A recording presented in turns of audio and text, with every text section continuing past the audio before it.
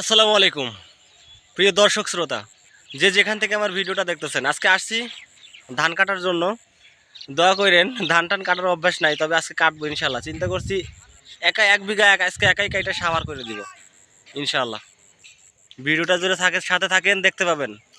হ্যাঁ, আপনি হাতে 2 মুঠ না থিয়ে দেন পারতে হলে না না আরো দেন। হ্যাঁ, আরো 1 মিনিট দেন। ওই সাইদুল ভাই দিতেছে ওই যে। হ্যাঁ, না না সাইদুল ভাই আটি বাঁধতেছে।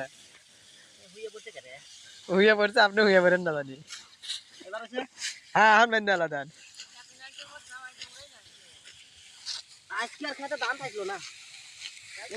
হ্যাঁ বেরে, হ্যাঁ এমন তো ব্যস্ত হ্যাঁ হ্যাঁ হান গেছে দেন।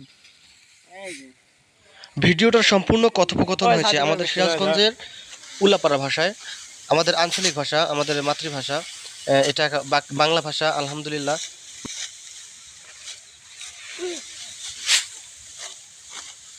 তুমি ধান কাটা পারো না?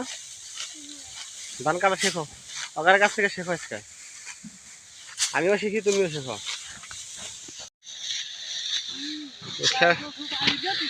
খেলোয়াড় কেউ কম না।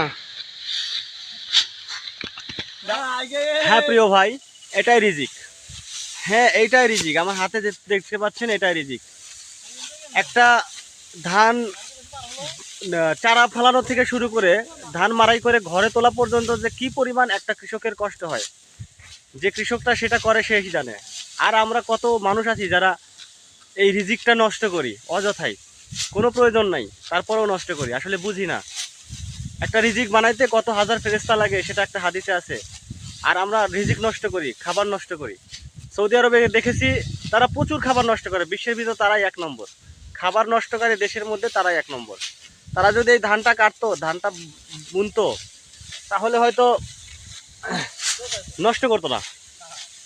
যারা অতি সহজেই পেয়ে যায় তারা আসলে নষ্ট করতেই ভালোবাসে। আর যারা কষ্ট করে ইনকাম করে, কষ্ট করে একটা সংসার, একটা পরিবার গঠন করে, তারাই বুঝে কষ্টটা কোথায়। বাবার টাকা নষ্ট করা খুব সহজ, কিন্তু নিজের টাকায় কখনো হাত দেওয়া, বুকটা কাঁপে। এখন কোথায় থাকি না থাকি, হয়তো গ্রামে সেভাবে থাকা হয় না। এখন গ্রামে আসছি, ইনশাল্লাহ দোয়া করবেন সুখে শান্তিতে যেন বাকি জীবনটা গ্রামেই পার করতে পারি।